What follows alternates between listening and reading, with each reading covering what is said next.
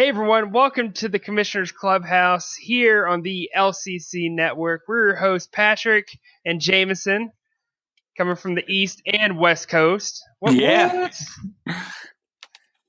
And so this week, the very first edition of the League podcast, we're going to do a short rundown of what we're going to have going on. We've got a weekly recap for last week. We've got injury updates, ballers and fallers for the week, stardom, sit-em advice.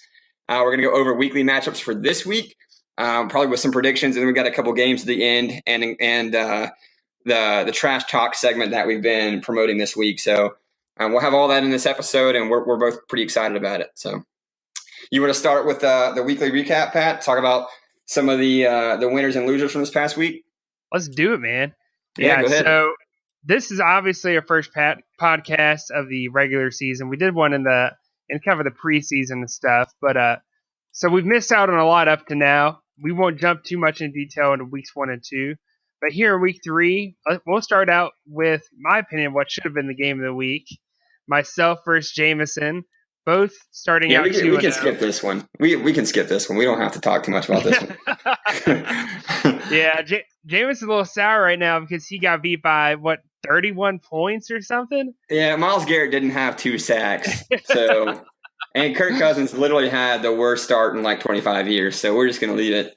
That was definitely an upset. I won that game 303 to 272. One of Jameson's his worst week this season. Probably your worst week since the wild card weekend, 2017 when he lost to Mike. Oh yeah, since last year, like no doubt. Yeah, when Mike upset me then too. So yeah, no doubt. But still leading in points for the season, so I'm not too bummed out. All right, so moving on, we had Mike and Jade. So Mike, owner of the Cards fans, and Jade, owner of the Terrible Towels, our one and only Hall of Fame owner, which he likes to bring up as often as possible. He's earned it. Jay took the lead in his division with that win, won 276 to 212. That was a beatdown to remember by for Mike for later in the year when he gets his chance for a rematch. Definitely a game that could potentially impact playoff implications going down the road. Yeah, absolutely. And that game could have gone either way at first, I thought, but Drew Brees had another amazing game, which we always expect when they play Atlanta in both of those domes. But Jade's a sneaky 2-1 team, if I'm not mistaken, right now. So he's definitely a team to look out for. All right, next game was My Little Girlies, which is Bryson, and Abusement Park, which is Peyton. I can't think of two more polarizing rosters, teams, and owners, and it was polarizing scores. Abusement Park winning 276 to 198. It wasn't the worst, but one of the worst beatdowns of the week and possibly the season. It wasn't the worst. That's probably the most shocking thing you said there. We're about to get to the worst here in a couple more games. We had the Spurs versus Detroit Bad Boys. That's Cameron Billy. That is a good divisional rivalry game. Cameron losing it despite putting up 301, losing 343 to 301. Man, Billy is looking like a team to beat right now for sure. Yes. Yeah, I'm going to say, real quick, Cameron had no help from his offense. Russell Wilson let him down again. Giovanni Bernard, who I was advocating for against completely, was one of his best offensive players. But his team, his depth's not too bad. So if I'm Cameron, I'm not freaking out. You still went over 300. But Billy looks completely legit this far in the season already. Yeah. So he's definitely an early favorite for that division. J.J. Watt has been a monster. We'll talk a little more about that later. But yeah, Billy's on a roll. Next up, Battle of the Pirates between Buck Your Mother and Protect the Booty. Two Buccaneer fans, Isaac versus Tyler. Going into the season, we knew this was going to be a good game. Unfortunately, it was not a good game for Isaac, losing 289 to 235, which puts Isaac now at 0-3 and giving Tyler his first win of the season so far, making him 1-2. Yeah. And I know that was a tough pill for Isaac to bite. Now it's 3 games behind in the division and 2 for second place in the division. Yeah, to say that Isaac's underachieved would not be enough. An early favorite coming in. He has some of the best young talent. Got DeAndre Hopkins in the offseason. So it was all looking up for Buck your mother. And so to be 0-3 and then to kind of have the point total that he's had, it's definitely been surprising. And Protect the Booty got back on track, it looks like, behind Pat Mahomes and Mike Evans, who both look absolutely electric. I'm really kicking myself for telling my division opponent to pick Pat Mahomes in the offseason. So, yeah. And this next game, you can be forgiven if you thought this was the beatdown of the week, because it actually was not. My dad, John, who's the owner of Eastside Brawlers, versus Kyle, owner of Game of Jones, won 273 to 180, nearly 100-point difference in points. That was pretty ugly, but it's still not the worst game of the week. Oh, it was absolutely ugly, especially after Game of Jones had scored so well the first 2 weeks. Interesting stat. Cameron Hayward had one more tackle than I did this past week for the Pittsburgh Steelers. So, that's kind of how it goes for Kyle's team in week 3. So he's looking to get back on track. But he was absolutely smoked. This next game, probably the game of the week, in my opinion, for Top Shot of this conference. Steel Curtain Cody versus Mufali, owner of Mufali, our Mufasa Moneymakers. Cody won 313 to 305, an incredibly close game against two teams that will probably see each other in the playoffs. What are we looking at? Like 10 months away. So yeah, something like that. 10 months, 10 weeks, 10 weeks. Big difference here. And that's the difference there is Tom Brady. Tom Brady absolutely collapsed this week against a defense that, he was one of the starts of the week, I think, across major platforms. So to have that game come down to 8 points and for Tom Brady to only score 15, that's definitely going to lead to a little bit of frustration on Mufali's part. Next up, now here we go. The beatdown of the week for sure. Hunter of Champions winning 271, beating Michael's team 1-172. 99 points separated these two teams. And Michael's team is looking like, if not the worst team in the league, one of the worst teams in the league for sure. And at that, when you look at Hunter of Champions roster, he's got Matt Ryan back there, who's looking pretty good, in my opinion, this season, with a crazy, crazy roster linebacker. The man's got 5 linebackers on his roster right now. I don't know if there's any team that has as many linebackers, or no one for sure has more linebackers than Hunter of Champions. Yeah, Hunter of Champions looks real. And Michael on the other end of that, just a lot of issues there. A lot of concern. LaShawn McCoy plugged in even though he was out. AB didn't perform. Patrick Chung, Clay Matthews, just up and down the board, no depth. And Christian McCaffrey had 50, and he still wasn't able to break 200. So it's definitely cause for concern there, but pretty easy win for Hunter Champions. Next game was Kevin versus Secure the Pound as the actual team name for Kevin, versus the third leg, which is Charles. This game was extremely underwhelming. I really thought Charles was going to score way more than this. His team, in my opinion, is actually pretty solid, but it had just kind of hit a rough patch here recently. And the man's carrying, 6 running backs? I don't know if there's any team with that many running backs in their roster. Yeah, it makes it hard to have depth when you're carrying that many in one position, especially running backs, where you're not required to start more than one, and you're more than likely not going to put more in the flex unless you've got absolute monsters. But so that definitely, it kind of makes it look back at that. Why is there not depth? So yeah, that's going to be tough to overcome. Next up, this was the game of the week. The Afternoon Delights versus Abortion Clinic, which is Jordan, owner of the Afternoon Delights, and David, owner of Abortion Clinic. This is actually a pretty good game. Jordan winning 294 to 270, a 24-point difference. Yeah, and if you look at Jordan's team, so much depth, so much consistency. Didn't have a single player who scored under 21. which is rare. Even on some of the highest scoring teams, you see teams that are players get 15, 18, sometimes single digit points. So that's, I mean, if I'm Jordan, I'm feeling really good about that. So, and not that Jimmy G, I don't believe Abortion Clinic started Jimmy G. Luckily he didn't, because now he is pretty much done for the year, yeah, from what I'm understanding. He's got to find him another quarterback, because Ryan Fitzpatrick will not be the guy much longer. He's going to have to dig deep. He's 2-1 right now. His record's totally fine, but he's going to struggle to win games if he doesn't find himself an alternate here in the next week or two. Which actually, it's funny, we're talking about Abortion Clinic right now. He's 2-1. Made the playoffs last year. Was a rookie owner. The man is finding success in this league like none other, especially such a new owner. Kudos to him, which actually brings us to our next game of the week. Primetime players versus the Vegetarians. That's Daquan, primetime players, and Storm, owner of the Vegetarians. This was another beatdown. Daquan winning 283 to 229. Daquan is now 3-0. He went from last to first, or at least one as considered one of the best teams in that conference at the moment.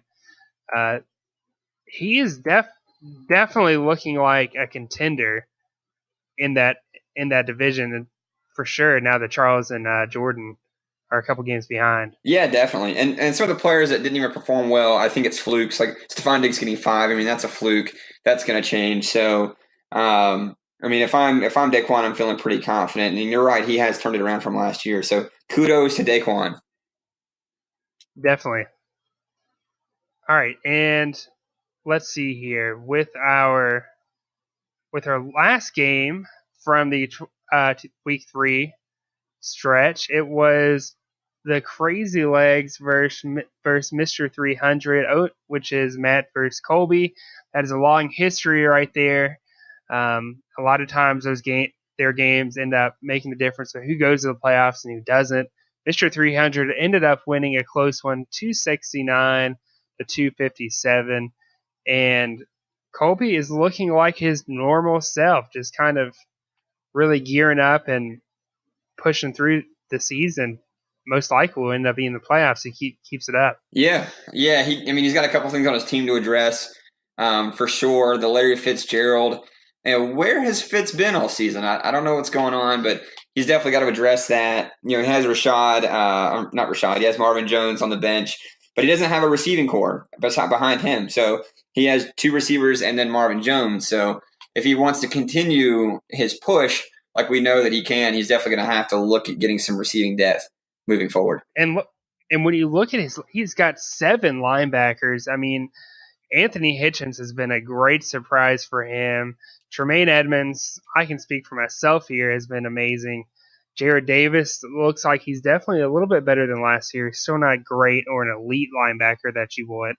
And then Zach Brown, who has, been one of the underperformers of the season for sure at the linebacker position. Yeah. Hopefully, then this is clearly a man who wants to win with defense. So we'll see how that works moving forward.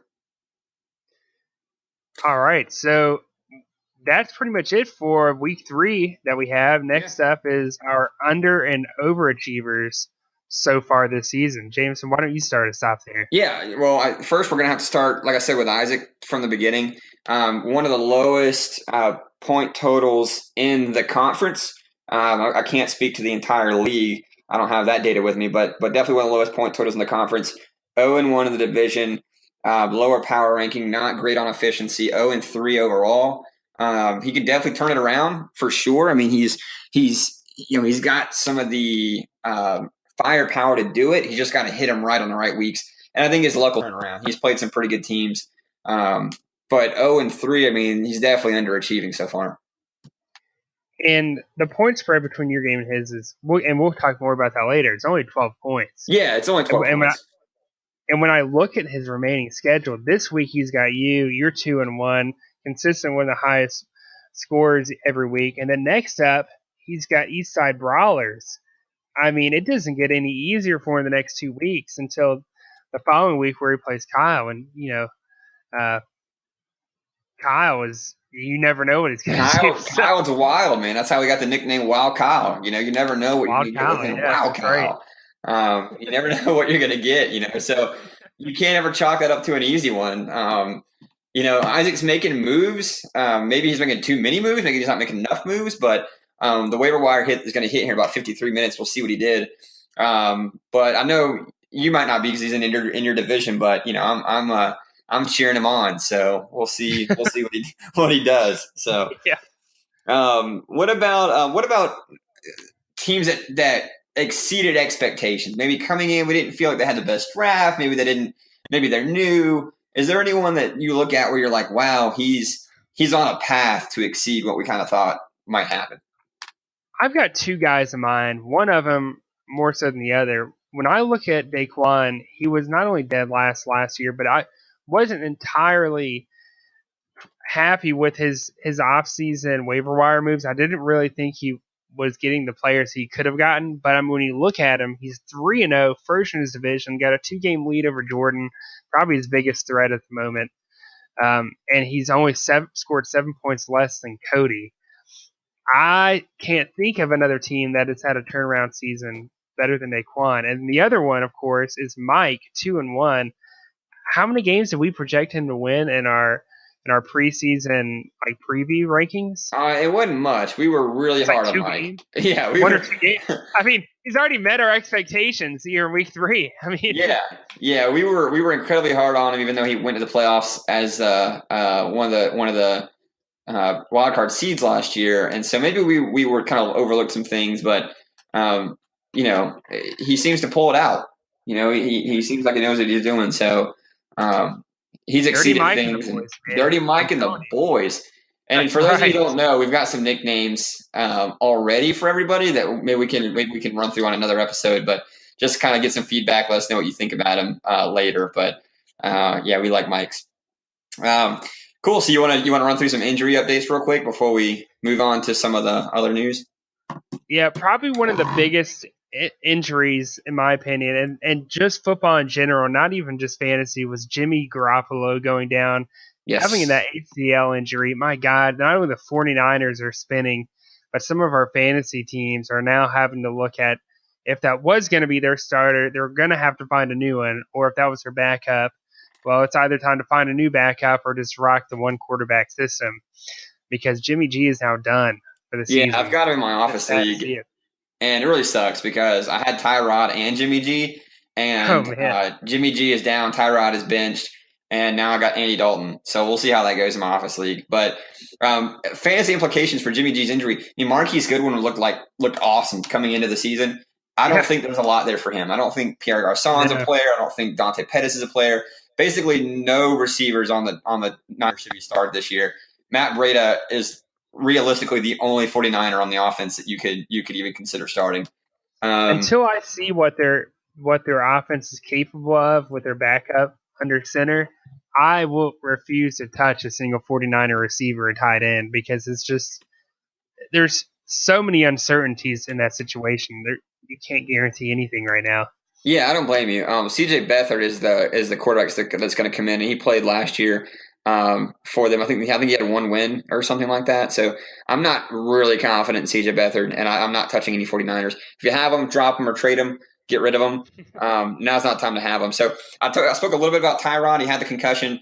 Honestly, I would not be surprised if they said, "Oh, he's in concussion protocol. He's in concussion protocol," because he's benched anyway. Baker Mayfield's the new starter in Cleveland. He is like that for the rest of the season. Tyrod's done. I think Isaac had him, if I'm not mistaken, as a high floor kind of guy. I love Tyrod. Didn't start him last week in my office league, thank God. But he's done. Move on from him. Fantasy implications for the Browns. I don't really know. I mean, Baker Mayfield's a rookie. We have no tape on him other than college. He's electric, maybe. I mean, maybe he has a better deep ball, so you might look at players like Jarvis Landry, maybe. Antonio Callaway might get a bump here. I don't think it's going to have that much of a change on the offense for anybody. So the next big injury is definitely Rex Burkhead. That is a huge loss for the Patriots. I mean, I wasn't really crazy about him as a fantasy player this season. that's just kind of my take on him and his situation. But yeah, he's on the IR now. I'm really not worried about the Patriots. I think the Patriots are going to be fine without him. They've been fine without him every other year before he came to the team. So Yeah. I don't think that's Yeah. a huge loss for them. Yeah, there was a team that'll be fine. Fantasy implications for that. You're definitely Sony Michel gets a huge bump, which is awesome because I almost cut him this week. He's going to be the locked and loaded starter in New England. James White gets a bump. Tom Brady, though, I'm not sure. I'm not really sure. Tom Brady hasn't been great at all. And without your starting running back, I'm not sure it gets any easier for him. So if you want James White, he should be on there to get. But other than that, probably not a lot of fantasy implications. Evan Ingram, not a lot of fantasy implications here either. He's down with a knee injury. He's a tight end. We don't play them much in our league. You're probably staying away from him anyway.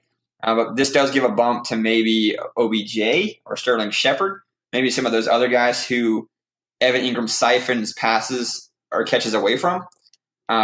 Might get a bump here. So if you have any Giants offensive players, just kind of keep a lookout for that. But Marcus Peters what's with our the last one, calf Patrick? injury. I'm not too worried about this. He's a game day decision. If I'm the Rams, I'm sitting him this week just to play it safe. You could use him as a distraction player, but and in fantasy wise, I'm not a big Marcus Peters fan because he is a lockdown cornerback. And me personally, I don't look for lockdown cornerbacks. If I'm getting a corner, that's going to be the number 2 guy on the roster because they're the ones that are going to get the more tackles and more opportunities to make plays because no one's going to throw against Marcus Peters if you don't have to. So, yeah. Exactly. He's very interception dependent, and he does lead the league in interceptions over the last 3 years, but he is very interception dependent. It's a short week for him, so they're saying game time decision, but this isn't Sunday. This is Thursday, so he could easily sit, and Aqib Talib could sit. So probably not a lot of fantasy implications on the Rams side, but on the Vikings side, who they play against, Kirk Cousins gets a bump, Stephon Diggs gets a bump, Kyle Rudolph gets a bump, Adam Thielen gets a bump. All those guys go up in my ranking, in my kind of idea of where they stand now, without Aqib Talib and Marcus Peters on the corners. All right. So next up, we have got our Ballers and Fallers segment of the show. Jameson, why don't you explain this one a little bit? Ballers and Fallers. Yeah, so this is very similar. If you've heard of things studs or duds, this is guys who balled out last week, and this is specifically last week and implications moving forward. Guys who balled out last week are guys who fell, who tumbled, who didn't perform up to expectations, and what that means for the future. So I'm going to go ahead and start with Calvin Ridley, the wide receiver for the Atlanta Falcons. Absolutely balled out last week. 64 points in fantasy, 7 catches, 146 yards, and 3 touchdowns next to Julio Jones. He is an awesome compliment to Julio. He is clearly the number 2 now, beyond Mohamed Sanu, and he looked electric. So it was a good eye test and a high octane offense. I'm all aboard the Calvin Ridley train, and you've got to be kicking yourself for letting him go earlier this season after you drafted him. And if you're not kicking yourself, fly back to South Carolina and let all of us take turns kicking you for you, because he looks legit, and I'm not afraid to go to say now, because this will be released after the waiver wire, that I'm targeting him on the waiver wire. I don't blame you. The guy's been on fire. He's doing everything the Falcons wanted him to do and believe that he could do, and that is just ball it out and be that replacement for Julio Jones later down the road. And right now, my opinion, he's really outperforming him if you're watching tape of what he's doing on the field. Yeah. So who do you have as my your first offensive baller, without a doubt? And a huge surprise to me is Chris Godwin. He has come out and just shocked the fantasy world. And all of that, in my opinion, is due to Ryan Fitzpatrick. He's been feeding him the ball. Last week he had 34 points. Week before that, 24. And the week before that, 20. He is progressing. He is doing better and better. He's getting more targets. He's getting more yards. Man's getting touchdowns. He's just killing it, and he's their number 3 receiver. You got Mike Evans and Sean Jackson, and there's Godwin in the mix. It's nuts. Absolutely. And coming into the season, we expected this from him. I think he was kind of one of those sleepers that people were looking at. And you said it. He's done this as a third receiver. And if there's any hesitation on my part, it's there that with, if Winston comes back, is he still a target? Does he go behind O.J. Howard, Deshaun Jackson, Mike Evans? Where is he going to fit in this role if and when Winston comes back? But yeah, you're right. He's been on fire, and it was smart to scoop him up. So my defensive baller of the week, we've got J.J. Watt. He's had a pretty good season, but he absolutely lit it up last week. 60 fantasy points, 3 sacks, a forced fumble, and 8 tackles to go along with it. I said at the beginning of the year when Billy kept J.J. Watt as a keeper, I thought, Billy, are you crazy? Like, take this from a man who's had J.J. Watt on his team. He's washed up. He's done. He's injured. He's not worth keeping. He's not worth looking at. Because it was his 18th round pick. It was the last pick of the draft. Hell, why not? Give me J.J. Watt for the 18th round pick. He's a guy got a lot of potential if he's healthy, Yeah, he does. And, he's benefited a little bit from Jadeveon Clowney being out. He's torn it up, proved me wrong, and I'm really hoping he doesn't go off on me when I face Billy in a few weeks. So just be kind to me, JJ and Billy. So now, what about you? Who's your defensive I'm looking forward baller to this of the week? Because not only am I a Panthers fan, but I am now a Dante Jackson fan. He is on fire right now. 3 weeks in a row he's been looking good, especially as a rookie DB. 21 points week 1. That's fine for me with a rookie cornerback. That's actually pretty good. The next week, 62 points. Then last week, 65 fantasy points. He is the 7th highest scorer in fantasy right now. The 7th. I'm not saying it's going to stay this way because those are just some crazy numbers. He has two picks last week, 2 passes defended, and 7 tackles. And this goes back to my strategy of I like a number 2 cornerback. If I'm having to take a corner over a safety, they are valuable because the potential to get tackles. That alone right there is worth taking a shot on him. And if you need a guy to just plug him in for a week, take a shot at a guy like Dante Jackson because he's totally worth it. He's averaging 49 points right now a game. Yeah, absolutely. Oh, yeah. And he'll regress a little bit, like you said. But Carolina stays in games. Teams are not going to blow him out and run the ball for 2 quarters like they will against, like you'll see against some other teams. So, I look forward to him as a fan and both as a fantasy football fan and a Panthers fan, seeing him progress and grow. And I'm sure he'll be a hot waiver commodity this week. So what about Fowler? So these are guys who just collapsed this week. Maybe they've played really good up to this point. Maybe they had a great opportunity. Did they capitalize on it? So I'll go ahead and kick it off. I've got Nelson Aguilar, the Philadelphia wide receiver. I was trying to find him everywhere in daily fantasy last week to play because Carson Wentz was coming back. Alshon Jeffrey was out. Jay Ajayi was out. And I thought against the Indianapolis Colts, this might be a shootout. Nelson Aguilar was going to catch a touchdown. This would be awesome. He ended up with 9 fantasy points in our league. And again, that was with Wentz there, and there was no Alshon. He didn't get it done in a week when he had all the opportunity in the world. So I think moving forward, I don't have a lot of confidence in him, especially with Alshon. He's cleared for contact. He should be coming back here in the next week or 2.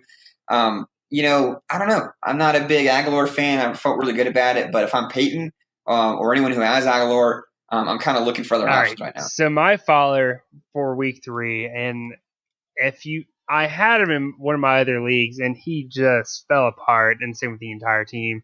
Stephon Diggs. I mean, we're talking about a receiver that put up 20 week 1, then 54 week 2, and now you get 5. What happened to the Vikings? What happened to Kirk Cousins and that squad? Because they were non-existent. Yeah. It's like someone just walked up and shot the entire team because they just blew. And especially, we could do an entire podcast on how angry I was with the Vikings on Sunday. Trust me. Yeah. Daily fantasy, office leagues, survivor pools, everything I can imagine. I was upset with the Vikings. All right, so and then I'll go ahead and jump into my next follower. Ronald Darby. I mean, we're talking about a fantastic corner, and if we're just looking at football in general. Don't talk about, fantasy, whatever. A great cornerback in general. But week 1, 35 points. Week 2, 55 points. Week 3, 10. The drop-off is enormous, and it goes back again. I mean, if he's a number one cornerback, he's probably guarding a top-notch receiver every single week. And sure, if you got the quarterback, you got the right receiver, throw it against him. You don't, why would you take the risk if you don't have to? Ronald Darby is a legitimate corner in the NFL. And last week, we just didn't see much out of him. Yeah, absolutely. It's that anemic Colts offense couldn't get anything going, and Ronald Darby wasn't needed. I'm going to go to another DB, another safety, in Kevin Bayard with the Tennessee Titans. 5 fantasy points, which means he got a tackle in the entire game. And this was an ugly game, 9-6 over the Jacksonville Jaguars. I don't know if there wasn't a lot of throwing going on. I don't know what happened, but Kevin Bayard did absolutely nothing. And I am not concerned in the slightest with him moving forward. He had a great week the week before, even threw a touchdown pass the week before. I am not worried about Kevin Bayard. He should get right back on track this week, but he definitely took a tumble down the weekly rankings with his performance last week. So, so right off the heels of Ballers and Fallers, we're going to go into our stardom and sit 'em. So this is more projections for this week. Maybe these are guys that we could be talking about next week as Ballers and Fallers. And so trying to give you a little bit of advice, a little bit of guidance on maybe who you should ride with this week and maybe who you should stash on the bench. So do you want to go first, Pat, or do you want me to start it out? With one of my starters my starter in offense. And to some people, this may seem obvious, but if you look at his numbers, they've been very vanilla up until this point. I think a great stardom is Odell Beckham. He's playing the Saints. The Saints have been getting shredded, especially if you go back and look at Week 1 with the Buccaneers. You know, Eli isn't fantastic. Yeah. Don't get me wrong, but Odell Beckham is going to get you those points, and he has the potential to light it up against the Saints defense. I really like his matchup, and I think he's going to be a great asset to anyone who's got him this week. And don't get me wrong, if you got him on your roster, who the hell was sitting Odell Beckham any week? You know, so but yeah. Oh yeah, you're not sitting him, but you're getting concerned. Right. You're not sitting him, but you're concerned, and you make a great argument. We talked earlier. Evan Ingram is down; he may be out. That gives a boost to all of the Giants pass catchers. They're playing the Saints, and the Saints are going to score. So the Giants are going to have to keep up. The Giants are going to throw the ball the entire time to Saquon Barkley and OBJ. And like you mentioned, Saints defense has been torched. Mike Evans and Deshaun Jackson and Chris Godwin in Week 1. And then you had Week 2, Jarvis Landry absolutely torched him. And then Week 3, Julio Jones did pretty good. And then Calvin Ridley, one of my ballers this week, tore it up. So they've allowed, probably top 5, top 10 production every single week. And so why not keep that trend going with OBJ? I'm going to go with another receiver as my startup, Emmanuel Sanders. So he has out-touched Demaryius Thomas throughout the 3 games this season. He's clearly the preferred receiver. And the Chiefs are such a high-octane offense that the Broncos are going to have to throw the ball to keep up, similar to the Giants and Saints game. Sanders, I would not be surprised if he went 7 for 130 and a touchdown this week. I would not be shocked at all. So if you got Emmanuel Sanders, fire him up with confidence. Don't hesitate. Throw him in your lineup and watch him do work. So what about a defensive starter? You got anyone on the defense that you're looking forward to? You have the big man Calais Campbell on your team. You better be starting him this week, playing against the Jets, against a rookie quarterback, a team that I have no faith in their running backs. In my opinion, they've got to throw the ball, which puts Campbell in a position where he's going to get you sacks. And in any IDP league, sacks are beautiful. They are an amazing thing to get. I think Calais could easily have a good game this week, against the New York Jets. Yeah, especially with a rookie quarterback. It's not going to end well for Sam Darnold. I wouldn't be shocked if the Jaguars got out of that game with 5 sacks and Calais Campbell got 2 of them. So if you got Calais Campbell, fire him up with confidence. Don't hesitate. I'm going to go with Darius Leonard. You're the direct benefit of Darius Leonard. Came out of nowhere, lit it up his first 3 weeks. SC State from right here in the area. I guess not in the area, but South Carolina. Wasn't projected to even start when he got drafted, but he has absolutely lit it up, and defense is on the field all the time. I've seen mic'd up footage of him on YouTube. He is energetic. He's electric. He's all over the place. And he's just gonna gobble up tackles all game long. So Darius Leonard owners, throw him in the lineup, start him. They're facing the Houston Texans offense this week. I don't see any reason not to put him in there. So let's move on to these sit-ems. I'm ready to hear your sit-em, Jameson. Yeah, so these are players that I am not confident about this week. Opposite of stardoms, players that even if they've been good or bad up to this point, we're not throwing him in there. And I'm just going to start with Quincy Enunwa. Again, to go back to you, Patrick, he's a high floor kind of guy, 15, 18 points, but that's about his ceiling too. He's a high floor, low ceiling kind of guy. And he's playing the Jacksonville Jaguars defense. He's the number one receiver. He's going to go against Jalen Ramsey. He's going to go against Barry Church, Miles Jack. I don't like anybody on that Jets offense this week. If you got Quincy Enunwa, you can afford to sit him. Go find anybody else.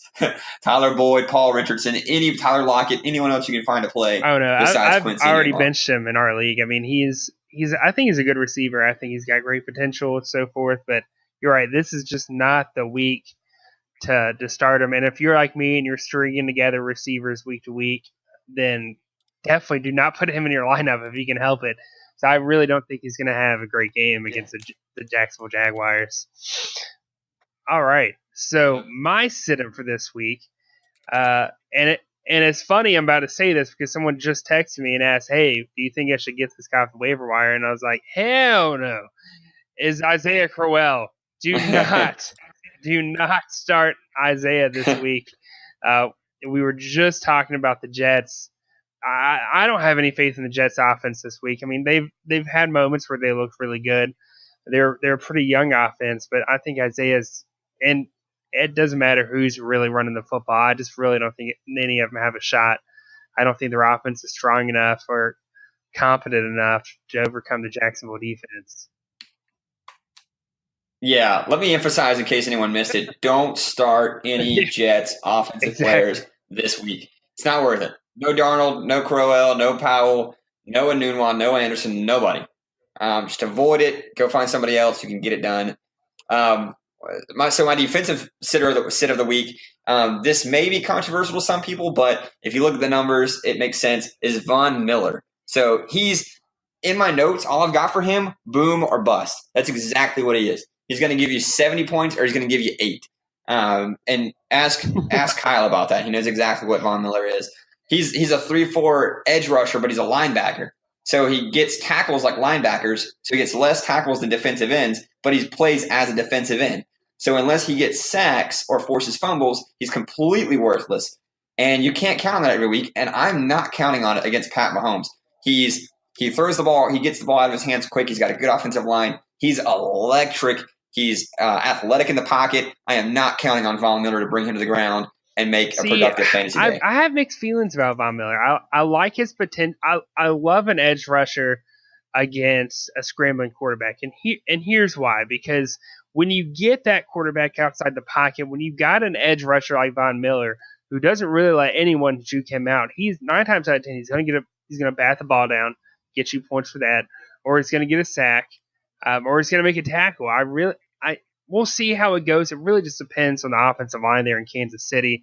If they can block Von Miller, I think that'll be the ultimate, the X factor, if you will, in the Von Miller game coming up. Yeah, well, you're going to play him, so I guess you'll get to know better than anybody here. But so who's your defensive sit of the week? So my defensive sit of the week, and he's had a good season this year. He has great season every year, and I love him because he's a former Gamecock. It is Stephon Gilmore. I had Stephon on my team. I probably would not start him this week, and it's only because of the matchup. He's playing against the Dolphins, and some people may say, well, it's Ryan Tannehill. He should be able to get a pick against old Ryan. Well, here's the deal with with their offense because they don't have a true number one receiver in my eyes. I think they're going to be able to put Stephon on whoever they want. And I don't think he's going to be able to get the interceptions he would have the chance for, as many tips. I think he's purely going to get points off tackles this week, which I don't like the idea of just getting that from a DB. So, yeah, I would not be starting Stephon Gilmore. No, I agree. Cornerbacks against bad offenses are always a big X for me. I am not a believer in a 3-0 Dolphins. I'm sorry. I'm not a believer.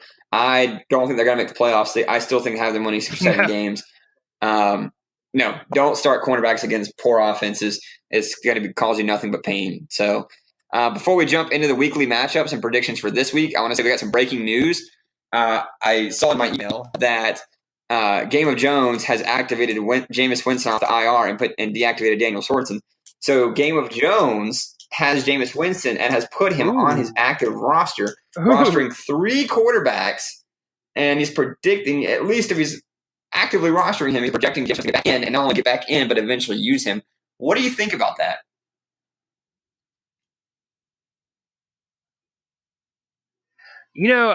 Here's the deal.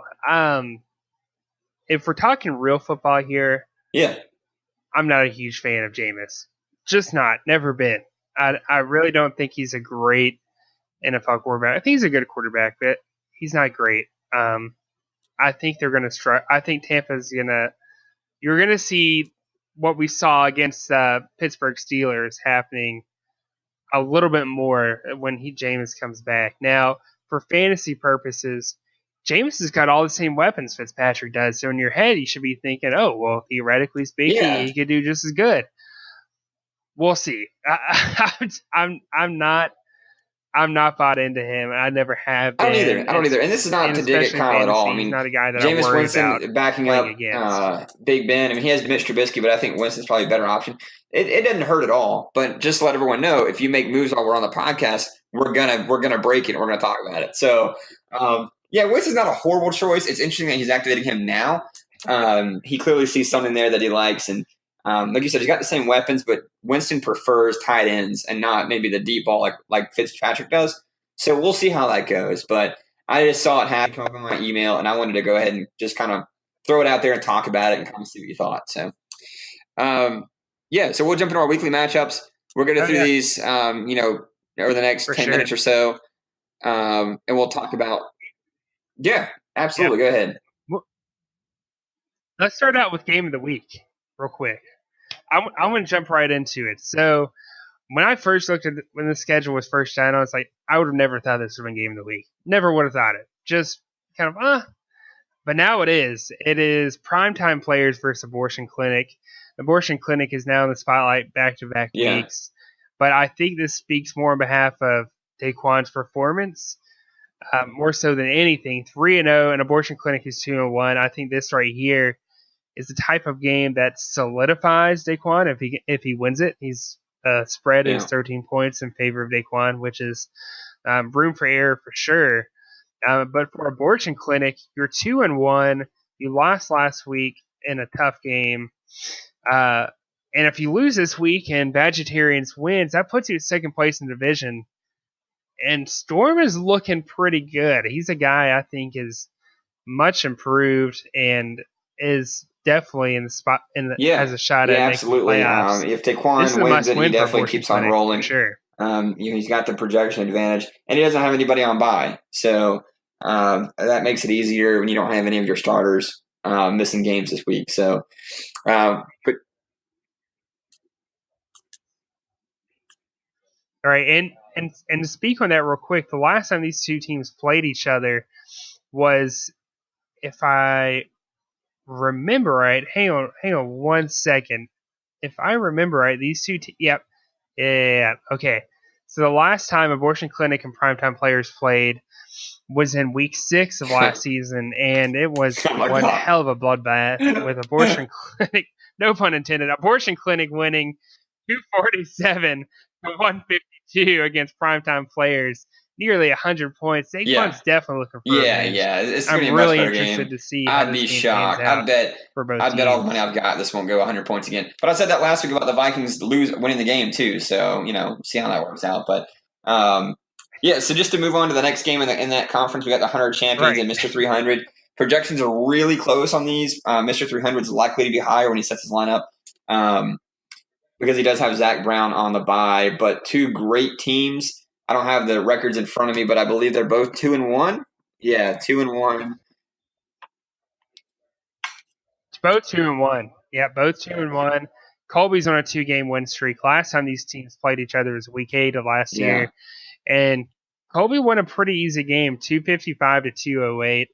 And Hunter of Champions, as you know, I think was voted Rookie of the Year in terms of owner, which I thought was kind of a slap in the face to Kyle. But Hunter of Champions, there's a lot of expectations here, and especially sitting at 2-1. This is your chance to prove yourself, bud. You're going against Mr. 300 Colby, who, in my opinion, is one of the better owners in the league overall. This is where you go in this when you go to the playground and you're trying to show everyone you're the biggest kid in town. You punch the biggest kid in town to prove everyone that shit. That was very prison-like the way you went about doing that. You get locked up, you punch the biggest guy you can.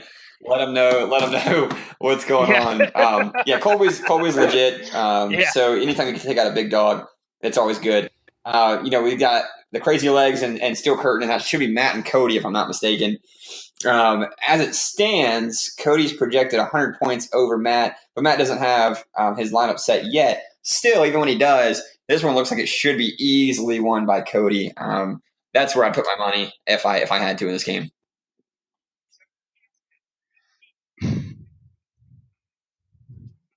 So let me ask you this: who do you think they've played each other 6 times since 2010? Who do you think I would say Cody, but I feel like it's a trick question. Matt won a couple championships a couple years ago too, so probably Matt.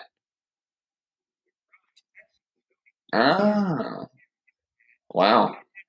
You're wrong. It's actually Cody. Cody is 4-2 against Matt. Matt hasn't beat Cody since week 8 of 2016 when he won 229 and 196. This is a good rivalry right here. This is one of my favorite rivalries in their conference for sure. Cody's now 3-0. Matt's 1-2. You got to turn it around before it gets too far away from you, Matt. This is your chance right here to come up with an upset. 4-2. That's pretty rough. You got twice absolutely. as many that one's gonna be fun to watch. Matt right now. And then we can move on to Mufasa Moneymakers and Michael. So Mufali Michael. Not a whole lot I think has to be said about this.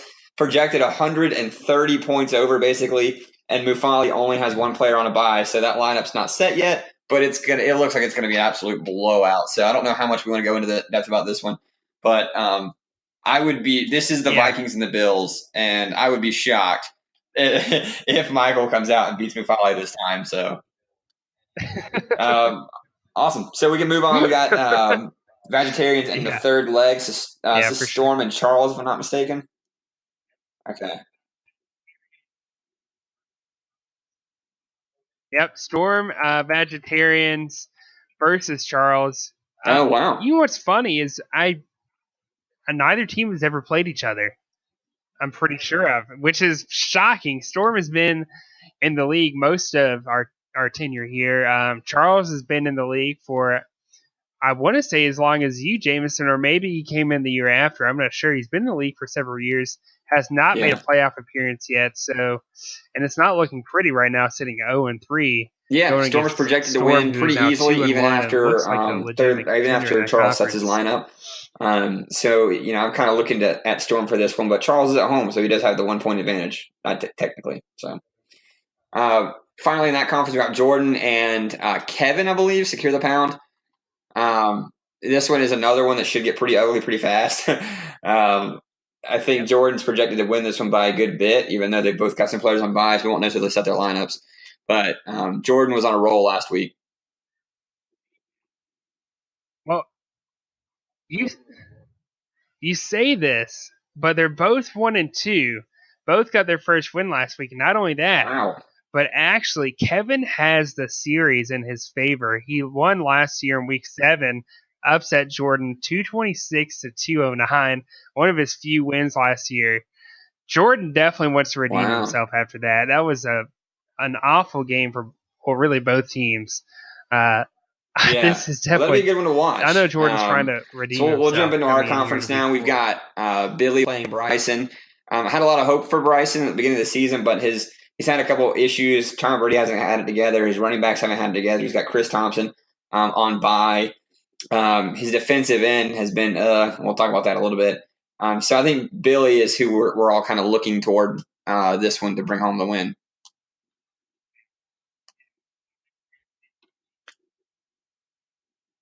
Oh yeah. I agree with you there. I think Bryson has too many holes to fill right now in his roster. He inherited Ethan's team, which has historically been god awful. So he did have that disadvantage. I think Bryson, though, he does have some key pieces. If he works the waiver wire enough, he can put himself in a position to where he might be able to compete. If I'm not going to say for the division, but I think he can pull off some upsets. That's the biggest thing is working the waiver wire. The teams that don't work them are the ones you see fall early and often in the league. So, yeah, and it's funny we say that because we're moving to Terrible Towels and Abusement Parks game. Terrible Towels, which is Jade, again, the only member in the Hall of Fame at the moment, the only owner at least. Jade got here by doing nothing special at all. Jade's secret, and he'll tell you this today, is that he worked and continues to work the waiver wire like none other. He is constantly dropping guys that aren't producing and constantly adding guys that are. I think this is a good game between a young up-and-coming owner, Peyton, Abusement Park, versus a guy who's been in the league since day one, Jade. Both 2-1. I think this is a great game to watch, and it might even this will be great. Jade's favored by 30 right now, but that can certainly change as projections continue to go throughout the week. So but that's going to be awesome. I think there's a lot of future playoff implications involved in that one too. We've got Mike and Cameron already talking trash on the message boards. Mike, not as much as Cameron, but they're both excited. It's a 16-point spread in Cameron's favor. It doesn't look like they've got any players on bye or anything like that, so it'll be full matchups.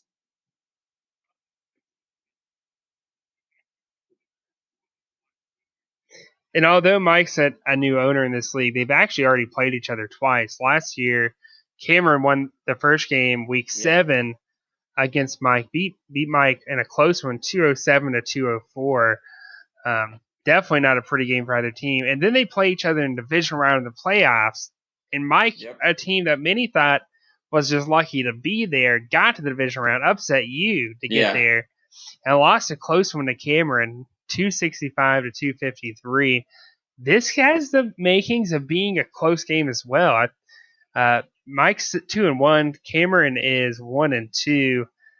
This is a game that I know both teams want to win. Cameron doesn't want to fall any further behind in his division. And Mike wants to get back on top. So we'll hit the next one. We've got Game of Jones Kyle against you, and a spread that's only 7 points.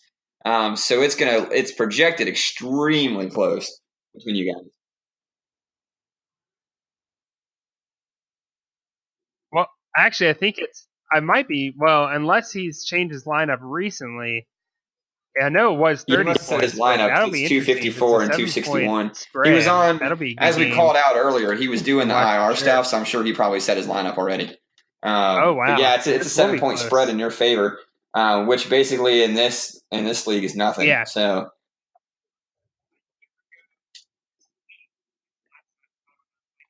And this is funny.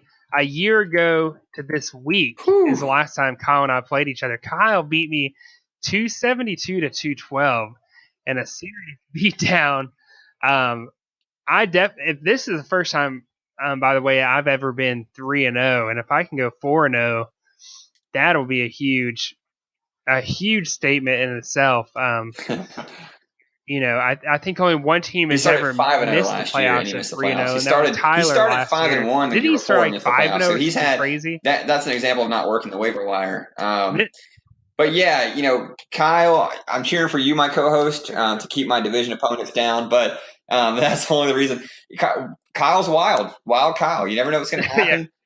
He beat you like a dirty rug the last time you played him. So you never know what's going to happen. I'm looking forward to watching that one this weekend. Then we've got Tyler against your dad, John, who hasn't set his lineup yet. So it's going to be close to see what the projections are, but it looks like Tyler's going to have him by probably 15 or so after the lineups are set.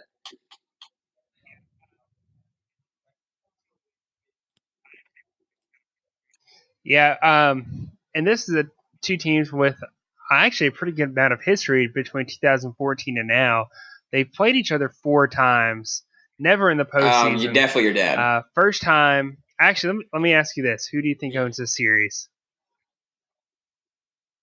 Yeah, my dad owns it 3-1. Kyle, not Kyle. Tyler got his first win last year in week 2, winning 252 to 165. Yeah, Tyler definitely put a whooping on him. Actually, it's funny. Before that, though, Tyler had not beat my dad. My dad had won every single game and had won by no less.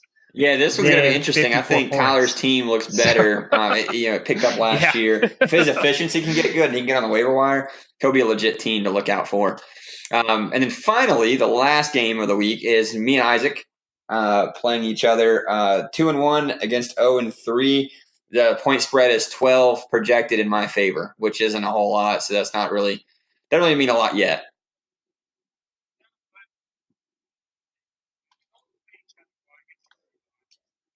No, but you've only played each other. Well, I guess this is only Isaac's third year. I only played eche other twice before this. Yeah, you guys actually have a pretty interesting history. First time you played each other was in the postseason. Might have been the wild card round in 2016. Isaac ended up losing that 196 to 161. The point scoring was a little bit different back then, but still lost by 35 points. Then last year, Isaac gets his revenge in week 5, almost a year ago. No wedding gift from Isaac, even though I invited him as a groomsman, but whatever. No big deal. Beat me on my wedding day. Pretty easy.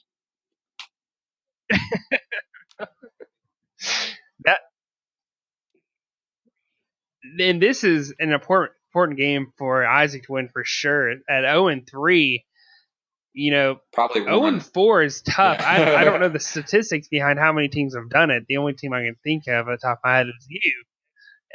You started out 0-5, so I guess if Isaac does.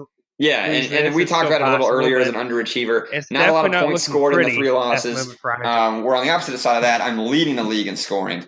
So not to say that it's a foregone conclusion, anything can happen. But it's definitely going to be an uphill climb for Isaac here. So, so that wraps up the weekly matchups, predictions, projections for this week. We're looking forward to it. I basically just hang around all day Sunday now and watch football. So I'll be all over. I'll be all over checking it out. But before we get off, we got a couple games I like to play that I listen to on a couple other podcasts, and then of course our trash talk comment of the week. So. You up for a couple of games and maybe over the next 5 or 10 minutes before we hit the waiver deadline here and in the podcast? Okay, cool. So this first one, it's called Keep Trade Cut. So there's 3 players. They're all in a similar tier in the same position. Yeah, for sure. We discuss which one you keep, which one you trade, which one you cut. So we've got the first one here. We've got Keelan Cole, Quincy Enunwa, and Mike Williams. Which one are you keeping, trading, and cutting? Ooh. Geez, that is a tough one, actually. If you would have asked me this last week, it would have been a little bit easier. I'm cutting Mike Williams. Yeah, I'm cutting Mike Williams because he's older. He's not a young guy. Or no, sorry, Jesus, listen to me. I'm not thinking right. Sorry, Mike Williams. No. I am keeping Mike Williams because Mike Williams, the Chargers receiver. I'm thinking Mike Wallace here. Sorry. I'm yeah. Yeah, right. You know what? I've got the and I exact am same. I've cutting got Mike Evans Quincy Nunwa, and and I am trading Quincy Keelan Nunwa Cole. and Keelan Cole in my other. Oh, Mike Williams. Yeah, sorry. I do have Mike Evans, but Mike Williams, Keelan Cole, and Quincy Nunwa in my other leagues. And this is the exact scenario I've been through. Yeah. Which one do I try to trade cut quit? Or keep trade cut, sorry. Mike Williams I've kept. Keelan Cole I've tried to trade, and Quincy Nunwa I've cut. I just don't like those high floor, low ceiling kind of guys. I like to try to go for the gold now. No hold back. I'll tell you, win championships. But another one, and these are all offensive today. Next week we'll do all defensive players. So we got Matt Breida, Kenyon Drake, and Chris Carson. Which one do you keep, trade, cut?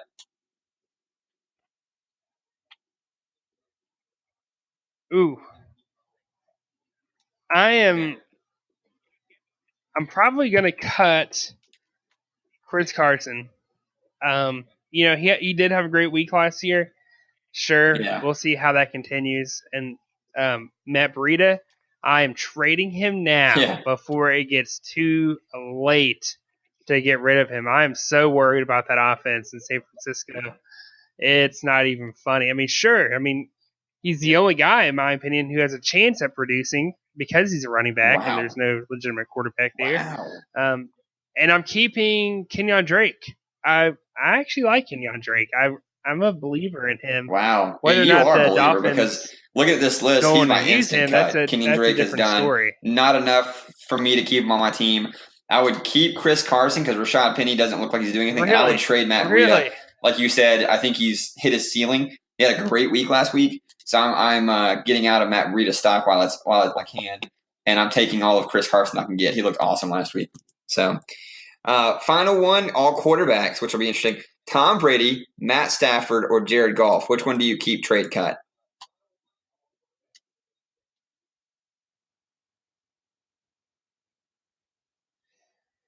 Ooh, all right. So this is actually definitely the toughest one in my opinion. Here, I'm probably cutting Matthew Stafford. And before everyone jumps on that and throw stones at me, I have a bad history with Matt Stafford. My first year I ever missed the playoffs in this league was when I drafted Matt Stafford pretty early on in the draft as my starting quarterback, and he blew for what I gave up for him.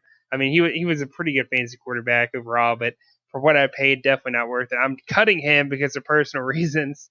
I am, and this might throw you off a little, I am trading Tom Brady because of the fact of the name and the value behind it. And I am keeping Jared Goff because of the youth. I agree. Matt Stafford for a different reason for me. I think I'm going to cut him just because I'm going to trade Brady, like you said, for the name. I don't think he's a high performer anymore. I've thought that for a couple of years. And I'm going to keep Jared Goff because, like you said, he's young. I'm a believer in King Goffrey. I am all over the Goff bandwagon, and I wish I could get him in a couple of my leagues, but no one will give him up. So next week, that'll be all defensive players. We'll do a couple of those, and we'll run through them. So now we're going to run just real quickly through Jewel or Junk. Not a lot of commentary on these. These are just guys that are jewels, guys you should hold on to, even if they're maybe not performing well yet. Maybe you think they're worth holding on to. Or junk, guys you can cut. You don't need them. Just forget about them. So we'll just run through them pretty quickly. Peyton Barber, Jewel or Junk? Yeah, me too. Junk. Hasn't done anything in that high-powered offense. Ronald Jones coming up soon. Sonny Michel, Jewel or Junk? For me. No. Yeah. I'm saying Jewel. I had him on Junk before today when Rex Burkhead got put on the IR. I'm going to say Jewel. Now Sonny Michel jumps in as the main, really the only guy. Likely for the rest of the season. So I've got Jewel there, and I'm excited because he's on my team. Kenyon Drake, Junk instantly for me. What about you?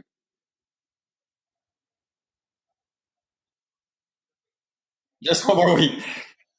I'm gonna give him a chance. One more week, Jewel. Okay. Michael Crabtree, Jewel or Junk?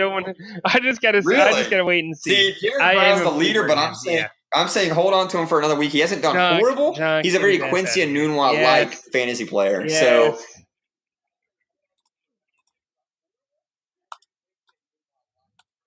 Yeah, okay. If you're in a redraft league, maybe, Junk? But in our league, 10 total fantasy points over 3 weeks. 10 total, not average. 10 total fantasy points. He's junk. I don't want any of the Dallas receiving core. Yannick Ngagwa. So this is the defensive end for the Jacksonville Jaguars. I want to say junk, but I want to wait until after the Jets game if I can. Yeah, he hasn't done anything this season, so we'll see what happens. Yeah. Darren Lee, linebacker for the Jets. Start him this Jewel or week. junk? Jewel. Yeah, I've got Jewel for now. They're in a 3-4, and Avery Williamson looks to be the guy, but I've got Jewel just for now. Jewel, for sure. What about Deion Buchanan, linebacker for the Cardinals? Yeah. Oh, he did. Okay. Well, if you were to ask Mike, he'd say junk because he's already cut him. Yeah. Yeah, he's junk. Brandon Marshall, linebacker for the Denver Broncos. With this one, my opinion. I'm kind of junk. I kind of agree. Morgan Burnett, safety for the Steelers. Junk. I don't. No, thank you. You know him better than anybody. You know this better than anybody. He is junk. Terrell Edmonds for sure. Over. In fact, Morgan Burnett's done. Before we hop off, Patrick. Yeah. Time for trash talk. Give us the comment of the week. All right, time for trash talk. The comment of the week comes from maybe an unlikely source, owner of the Eastside Brawlers. That's my dad, John Nugent. Commenting on Tyler's and his matchup, he says, "I'm going to spank that booty." Yeah, that was definitely the one for the week. We had some others come in from Cameron and Tyler, but we both agreed this one was a little bit funnier. Yeah, exactly. It was really clever. We liked it a lot. Guys, everybody, submit comments next week for Trash Talk, especially if you're playing against us, because we'd love to hear them. We'd love to talk about them on the air. If we get more than one, maybe we'll talk about a couple of them. But get engaged. Write to us, text us, whatever you have to do. If you want questions answered, if you want us to say something, shoot it over to us and we'll talk about it. So, but yeah, that's it. Patrick, dude, this was really exciting. It was good to get the first one out of the way. I think this will be nothing but improve as we go. We'll get some guests on sometimes. We'll kind of mix it up a little bit. But yeah, I'm excited.